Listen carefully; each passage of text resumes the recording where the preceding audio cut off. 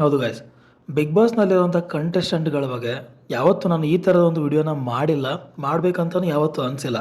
ಸುಮಾರು ಸೀಸನ್ಗಳು ಫಾಲೋ ಮಾಡಿದ್ದೀನಿ, ಬಟ್ ಯಾವುದೇ ಕಂಟೆಸ್ಟೆಂಟ್ ಬಗ್ಗೆ ವಿಡಿಯೋದಲ್ಲಿ ಮಾತಾಡಬೇಕು ಅಂತ ಯಾವತ್ತೂ ಅನಿಸಿಲ್ಲ. ಬಟ್ ಈ ಅಶ್ವಿನಿ ಗೌಡ ಅವರ ಬಿಹೇವಿಯರ್ ನೋಡಿದ್ಮೇಲೆ ಓಕೆ, ವೀಕ್ ಡೇಸಲ್ಲಿ ಎಲ್ಲರೂ ಸ್ಟ್ರಾಟಜಿಗೋಸ್ಕರ ಅಥವಾ ಕ್ಯಾಮ್ರಾದಲ್ಲಿ ಕಾಣಿಸ್ಕೊಳ್ಳಬೇಕು ಅನ್ನೋ ಒಂದು ಕಾರಣಕ್ಕೋಸ್ಕರ ಕಿತ್ತಾಡೋದು, ವಾಯ್ಸ್ ರೈಸ್ ಮಾಡೋದು, ಅಟೆನ್ಷನ್ ಸೀಕ್ ಮಾಡೋದು ಇದೆಲ್ಲ ಇದ್ದಿದೆ. ಬಟ್ ವೀಕೆಂಡಲ್ಲೇ ಅವನು ಎಂಥವನೇ ಇರಲಿ, ಸುದೀಪ್ ಸರ್ ಬಂದಾಗ ಅವ್ರು ಹೇಳೋದನ್ನ ಒಪ್ಕೊಂಡು ಸುಮ್ಮನೆ ಮಾತಾಡ್ಕೊಂಡು ಹೋಗ್ತಾರೆ. ಹಂಗಂತೇಳಿ ಸುದೀಪ್ ಸರ್ ಹೇಳೋದು ಎಲ್ಲದಕ್ಕೂ ಓಕೆ ಅನ್ಬೇಕು ಅಂತಲ್ಲ. ಅವ್ರು ಹೇಳೋದ್ರಲ್ಲಿ ಒಂದು ತೂಕ ಇರುತ್ತೆ, ಆ ಕಾರಣಕ್ಕೆ ಅವ್ರು ಹೇಳೋದಕ್ಕನ್ನ ಕೇಳಿಸ್ಕೊಂಡು ಸೈಲೆಂಟ್ ಆಗ್ತಾರೆ. ಬಟ್ ಇವಳು ಯಾರು ಗುರು ಇವಳು, ಈ ನಾಯಿ ಬೋಲ ಡೊಂಕು ಅಂತಾರಲ್ಲ, ಇದು ನನಗೆ ಇಂಥವ್ರನ್ನ ನೋಡಿನೇ ಮಾಡಿದ್ದಾರೆ ಅಂತ ಅನಿಸಿದೆ ನನಗೆ. ಅಷ್ಟೊಂದು ಹೇಳ್ತಾಯಿದ್ರು ಮಾತಾಡುವಾಗ್ಲೇ ಕೈ ಮೇಲೆ ಎತ್ಬಿಡೋದು. ಕೈ ಮೇಲೆ ಅಂದರೆ ನಾನು ಮಾತಾಡಬೇಕು ಅಂತ ಅರ್ಥ. ಅಲ್ಲಿ ಸುದೀಪ್ ಸರ್ ಹೇಳ್ತಾ ಇದ್ದಾರೆ, ಸುಮ್ಮನೆ ಕೇಳಿಸ್ಕೊಂಡು ಹೌದು ಹೌದು ಅಂತ ಮನಸ್ಸಲ್ಲಿ ಅಂದ್ಕೊಂಡ್ರೆ ಆಗುತ್ತೆ. ಇಲ್ಲ ಇಲ್ಲ ಇಲ್ಲ ಅವರೇ ತಪ್ಪು ಹೇಳ್ತಿರೋರ ಥರ ಮತ್ತೆ ಕೈ ಎತ್ತೋದು. ಆಮೇಲೆ ಆ ಸುದೀಪ್ ಸರ್ ಹೇಳೋವಾಗ ಆ ಒಂದು ಎಕ್ಸ್ಪ್ರೆಷನ್ಸ್ನ ಕೊಡ್ತಾ ಇರ್ತಾರೆ. ಮಿಕ್ಕಿದವರೆಲ್ಲ ಯಾವ ಥರ ಇರುತ್ತೆ ಅಂದರೆ, ಓ ಹೌದು ಹೌದು ಯಾವ ತಪ್ಪಾಗಿದೆ ಆ ಥರ ಒಂದು ಎಕ್ಸ್ಪ್ರೆಷನ್ ಮೈಂಡಲ್ಲೇ, ಅವರ ಎಕ್ಸ್ಪ್ರೆಷನ್ ನೋಡಿದ್ರೆ ಮೈಂಡಲ್ಲಿ ಈ ಥರ ಥಿಂಕ್ ಮಾಡ್ತಿದ್ದಾರೆ ಅಂತ ಗೊತ್ತಾಗುತ್ತೆ. ಬಟ್ ಈ ಬೊಮ್ಮನ ಎಕ್ಸ್ಪ್ರೆಷನ್ ಹೆಂಗಿರುತ್ತೆ ಅಂದರೆ, ಓ ಹೌದಾ, ಈ ಎಕ್ಸ್ಪ್ರೆಷನ್ ನೋಡಿದ್ರೇ ಇಲ್ಲಿ ಸುದೀಪ್ ಸರ್ ಅವರ ತಾಳ್ಮೆನ ಪ್ರಶ್ನೆ ಮಾಡ್ತಿಲ್ಲ ಇವಳು. ಇಲ್ಲಿ ನೋಡ್ತಿರೋಂಥ ಆಡಿಯನ್ಸ್ಗೆ ಅವ್ರ ತಾಳ್ಮೆನ ಚೆಕ್ ಮಾಡ್ತಿದ್ದಾರೆ ಅಂತ ನನಗನ್ಸುತ್ತೆ. ಎಷ್ಟು ಗುರು ಅವ್ರನ್ನ ಕೊಡೋ ಎಕ್ಸ್ಪ್ರೆಷನ್ಸು, ಆ ಕೊಡೋ ಜಸ್ಟಿಫಿಕೇಷನ್ಸು, ನನ್ನ ಸ್ಟ್ಯಾಂಡ್ ನಾನೇ ತೊಗೊತೀನಿ, ನಿನ್ನ ಸ್ಟ್ಯಾಂಡ್ ನೀನೇ ತೊಗೊಳಮ್ಮ, ಯಾರು ಬೇಡ ಅಂದರು. ಬಟ್ ಒಳ್ಳೇದಕ್ಕೆ ತಗೋ, ಅದು ತಪ್ಪು ನಿಮ್ಮದೇ ಇಟ್ಕೊಂಡು ಇದು ಏನು ಸ್ಟ್ಯಾಂಡ್ ತೊಗೊಂಡು ಏನು ಯೂಸು.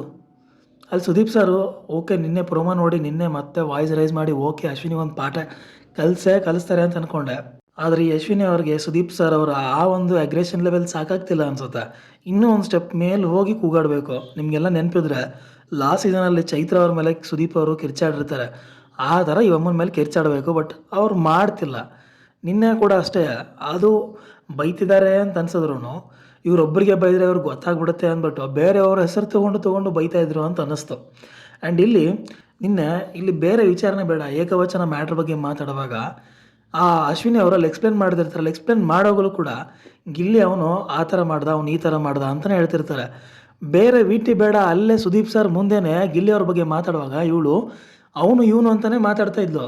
ಅಲ್ಲೇ ಇರೋವಂಥ ಪ್ರೆಸೆಂಟ್ ಎಕ್ಸಾಂಪಲ್ ತೊಗೊಂಡು ಮುಕ್ಕು ಹೋಗಿದ್ರೆ ಆಗಿರೋದು. ಬಟ್ ಏನು ಹೋಗಿದ್ರು ಆ ಒಂದು ಕ್ಯಾರೆಕ್ಟರ್ನ ಚೇಂಜ್ ಮಾಡೋಕ್ಕಾಗಲ್ಲ ಅನ್ಸುತ್ತೆ.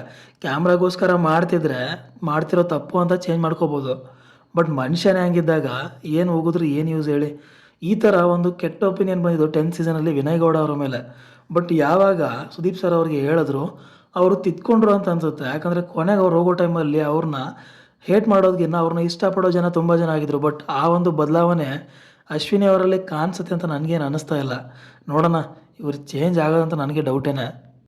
ಏನೋ ವೀಕೆಂಡ್ ಎಪಿಸೋಡ್ಸ್ನಲ್ಲಿ ಸ್ಯಾಟಿಸ್ಫ್ಯಾಕ್ಷನೇ ಇಲ್ಲ ಅಂದ್ಕೊಳ್ಳೆ, ಬೈತಾರೆ ಇವ್ರನ್ನ.